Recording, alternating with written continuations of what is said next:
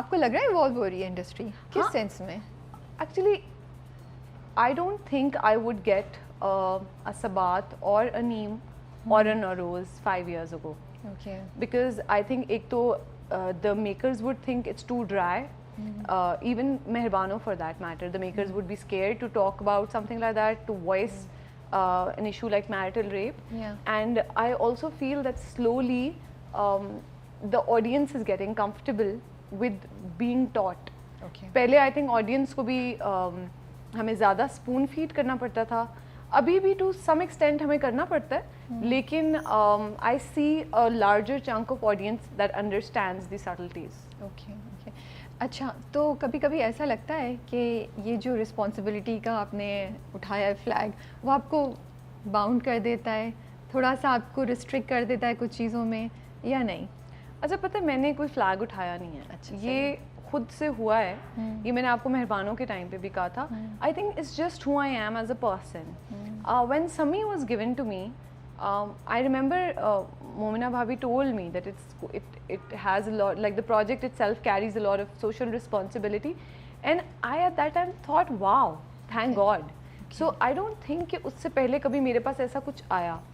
And ऐसा नहीं है कि मैं सोचती हूँ कि ओ इस प्रोजेक्ट में सोशल मैसेज नहीं है तो मैंने नहीं करना, बट हाँ अगर मुझे जो स्क्रिप्ट ऑफर हो रही है उसमें कुछ सोसाइटी के लिए डेट्रीमेंटल है तो I try not to do it. ठीक है। हाँ, लेसन ना भी हो, डेट्रीमेंटल नहीं होना चाहिए, that's my only reservation. I think this is the definition of responsible content, yes, right? कि ज़रूरी नहीं है कि वो कोई क्या message प्रीचीनेस दे, हो, हाँ। बट डेट्रीमेंटल ना हो, डेट्रीमेंटल टॉक्सिक नहीं हो, yes. कि वो कोई और चीज़ गलत कॉन्सेप्ट ना हो। आई थिंक ये आपने बहुत अच्छा, मैं भी सोचती थी कि रिस्पॉन्सिबल कंटेंट को कैसे डिफाइन किया जा सकता है, आज आपने मुझे लिए ना एक लाइन उसमें ऐड कर दिया है।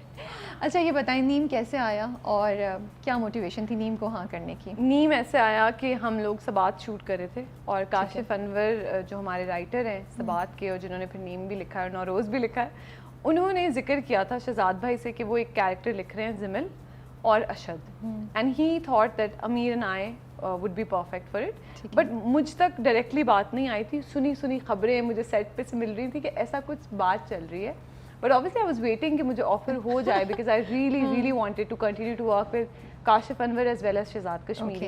And I was like am I like ज़्यादा हाई होप्स तो नहीं मैंने रख ली कि मुझे सबात के बाद एक और प्रोजेक्ट भी इन्हीं का मिल जाएगा, बट देन राइट आफ्टर सबात मुझे नीम ऑफर हो गया था। एंड देन जब हम लोग नीम की डेट्स पे बात कर रहे थे तो अमीर का हार्वर्ड में एडमिशन हो गया in 2020, which was the Covid year. So then nobody knew कि अमीर ने हार्वर्ड जाना कब है, उनकी क्लासेस किस तरह से स्केड्यूल होंगी due to Covid and all. तो उस टाइम पे नीम हॉल्ट पे चला गया। Okay. So I was really scared कि अब क्या नीम नहीं बनेगा या नीम कोई और बनाएगा या क्या होगा। And then Shahzad bhai said कि meanwhile we'll make another project which Kashif sir was still writing. So he said कि Nauroz लिखा जा रहा है and let's start with Nauroz. Meanwhile हम अमीर का वेट कर लेंगे. So this is how Neem happened. And this is how Nauroz happened. हाँ, तो उन्होंने कहा कि हम लोग पहले Nauroz कर लेते हैं और हम नीम का वेट कर लेते हैं. So I started preparing for Zimil first.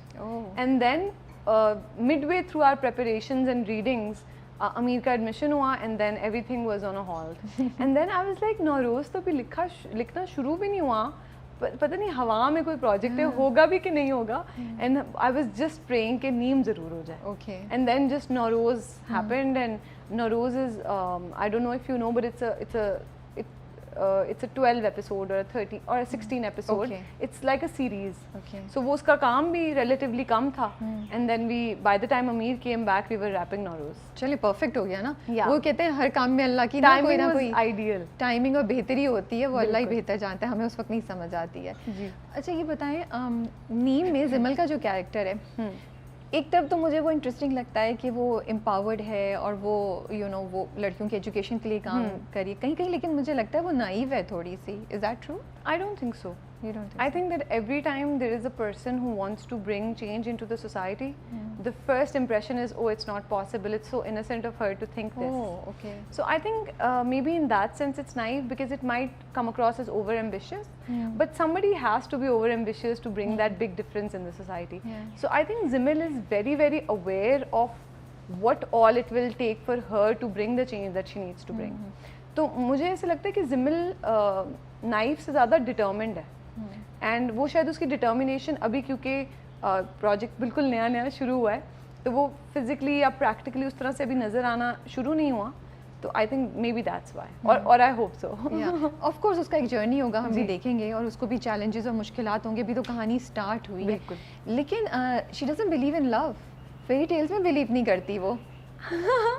आपको पता है ये जो डायलॉग है ना सिंड्रेला वाला, ये मेरा पूरे सीरियल का सबसे फेवरेट डायलॉग है। Seriously I absolutely love this dialogue because I thought कि एक मेल राइटर ने इतना ब्यूटिफुली इस बात को एक्सप्लेन किया है कि लड़कियां क्यों, देखें प्यार मोहब्बत में कोई गलत बात नहीं है मेरे पॉइंट ऑफ व्यू से, बट आई थिंक कि ये सोचना कि हम हाथ पांव भी ना मारें और कोई शहजादा आके हमें बचा ले is naive, is silly, and I think for a very long time specially शायद हमारी सोसाइटी में लड़कियां ऐसे सोचती हैं। बिल्कुल तो मुझे लगा कि ये अल्लाह करे that this dialogue is an eye opener for many girls, because I love how it ends कि ना बाबा किसी काम का ना baby, and you tell me haven't we seen so many babas and babies in the universities? So it really resonated with me, that dialogue, बहुत मुझे खुशी हुई थी। तो मुझे वो डायलॉग अच्छा लगा था जहाँ वो कहती ना कि क्यों हम लड़कियाँ वेट कर रही होती क्योंकि घोड़े पे बैठ के प्रिंस आएगा और हमें बचाएगा, हम क्यों खुद अपने कुछ क्यों नहीं करते, हीरोज क्यों नहीं हो सकते। तो वो थॉट तो बिल्कुल सही है। थोड़ा सा मुझे वहाँ कंसर्न हो रहा था कि जब हम जैसे आपने लास्ट टाइम बात की थी ना कि औरतों के हकूक़ की बात करते करते कहीं हम मर्दों के हकूक़ को ना इग्नोर कर दें, तो यहाँ था कि हम लड़कियों को ये बताते बताते कि अपने हीरो बनो, कहीं उनसे ये ना ले लें कि ड्रीम भी मत करो, फेरी टेल्स में बिलीव नहीं करो, मोहब्बत में बिलीव नहीं करो। मुझे ना इस वक्त जिमल उस स्टेज पे लग रही है जहाँ शी इज़ वेरी ऑफ मोहब्बत and all these concepts. But you see she is engaged, so she's definitely fallen at some point. So that's a very isn't that a very logical decision for her, because शादी पे भी वो थोड़ा discussion है उसकी। I know, and I think that's how it should be. मुझे ऐसे लगता है कि ये जो एक कॉन्सेप्ट है ना कि प्यार मोहब्बत is all butterflies and stupidity, वो गलत है। आई थिंक मोहब्बत शुड बी, और आई होप इंशाल्लाह should be very calm, should not meddle with your life. True.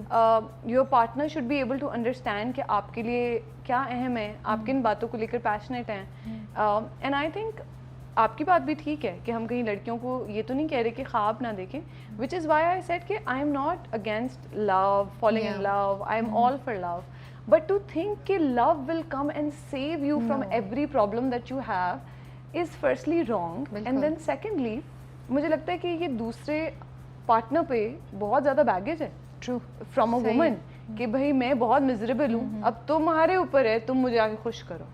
ये तो अनफेयर है क्योंकि उस इंसान ने भी अपना करियर बनाना है। तो मुझे लगता है कि अगर दो क्या मैं इसके लिए वर्ड यूज़ करूँ कि हर चीज़ में म्याना रवि होनी चाहिए, कि आपका एम्बिशन भी आपके सर पे सवार नहीं होना चाहिए, ना मोहब्बत। तो अगर आप सारा बर्डन मोहब्बत पे डाल देंगे वो भी फेल कर जाएगी, अगर मैं अपनी ज़िंदगी का सारा बर्डन अपने करियर पे डाल दूंगी तो वो भी फेल कर जाएगा।